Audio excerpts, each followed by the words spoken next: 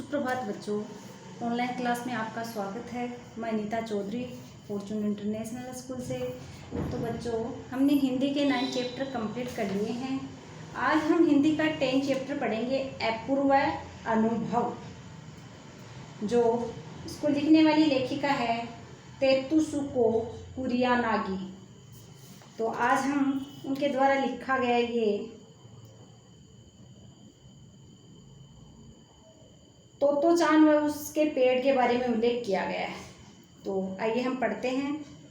सभागार में शिविर लगने के 2 दिन बाद तोतो-चान के लिए एक बड़ा साहस करने का दिन आया। इस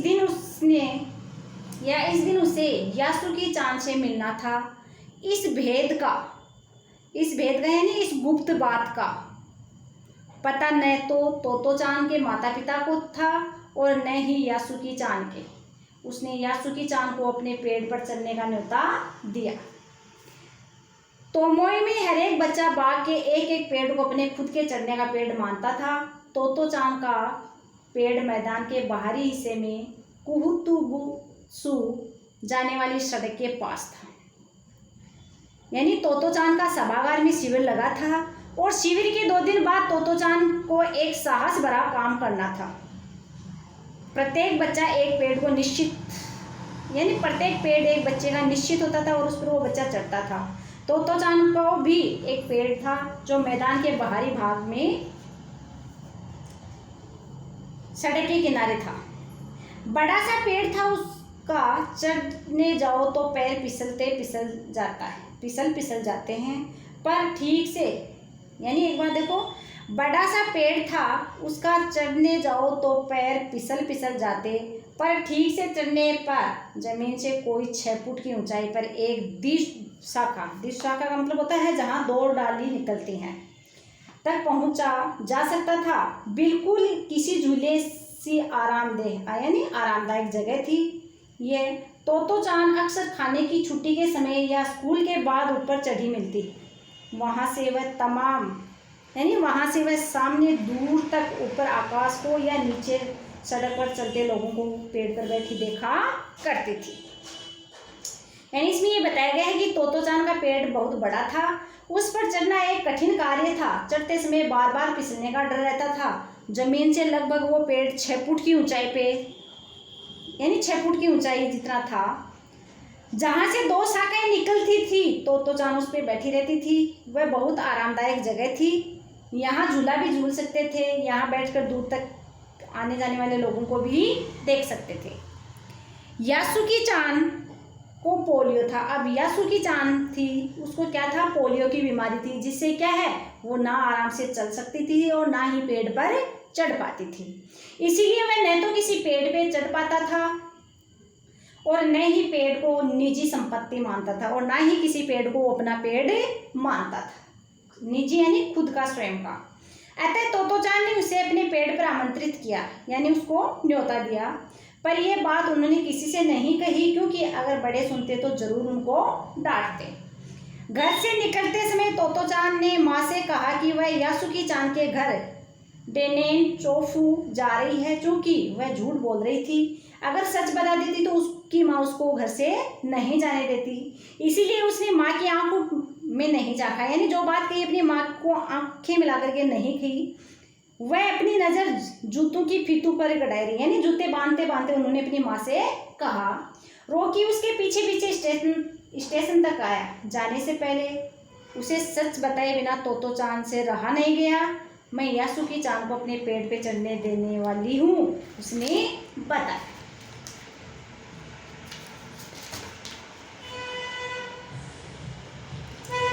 जब तोतो-चान स्कूल पहुंची तो रेल पास उसके गले के आसपास हवा में उड़ रहा था। यासुकी-चान उसे मैदान में क्यारियों के पास मिला।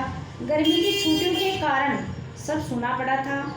यासुकी-चान उससे कुल जमा 1 ही वर्ष बड़ा था, पर तोतो-चान को वह अपने से बहुत बड़ा लगता था।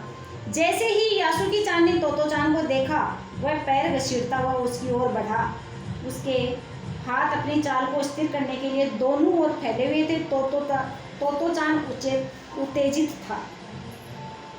वे दोनों आज कुछ ऐसा करने वाले थे जिसका भेद किसी को भी पता नहीं था। वह उल्लास में ठिठियाकर हंसने लगी। यासुकी-चान भी हंसने लगा। तोतो-चान यासुकी-चान को अपने पेड़ की ओर ले गई और उसके बाद वह तुरंत चौकीदार यानी पहरेदार के छप्पर की ओर भागी, जैसा उसने रात को तय कर लिया था। वहां से वह एक सीढ़ी घसीटती हुई लाई, उसे तने के सहारे ऐसे लगाया यानी पेड़ के सहारे लगाया जिससे वह द्विशाखा तक पहुंच जाए। वह कुर्सी से ऊपर चढ़ी और सीढ़ी के किनारे को पकड़ लिया।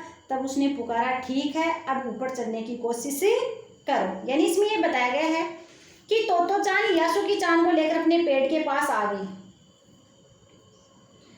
इसके बाद जैसे ही उसने सोच रखा था कि वह दौड़कर चौकीदार की झोंपड़ी के पास गई और वहां से एक सीढ़ी को खींचती हुई ले आई। सीढ़ी को उसने पेड़ के सहारे इस प्रकार लगाया कि सीढ़ी का ऊपरी सिरा द्विशाखा तक पहुंचे, जिससे यासुकी-चान आसानी से पेड़ की द्विशाखा तक चढ़ जाए। और सीढ़ी को पकड़ उसने यासुकी-चान को सीढ़ी पे चढ़ने की कोशिश करने के लिए कहा।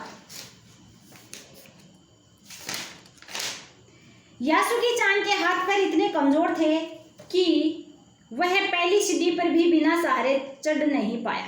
इस पर तोतो-चान नीचे उतर आई और यासुकी-चान को पीछे से धकेलने लगी, यानी हाथ का सहारा देकर के उसको सीढ़ी पे चढ़ाने की कोशिश करने लगी। पर तोतो-चान थी छोटी और नाजुक सी, इससे अधिक सहायता क्या करती। यासुकी-चान ने अपना पैर सीढ़ी पे से हटा लिया और हताशा से सिर झुकाकर खड़ा हो गया। तोतो-चान को पहली बार लगा कि काम उतना आसान नहीं है जितना वह सोच बैठी थी। अब क्या करे, यानी पेड़ पर चढ़ने के लिए सीढ़ी लगाई। यासुकी-चान के पोलियो के कारण उसके हाथ पैर क्या थे बच्चों, कमजोर थे। कमजोर हाथ पैर होने के कारण पहली सीढ़ी के बिना सहारे वो नहीं चढ़ पाता था।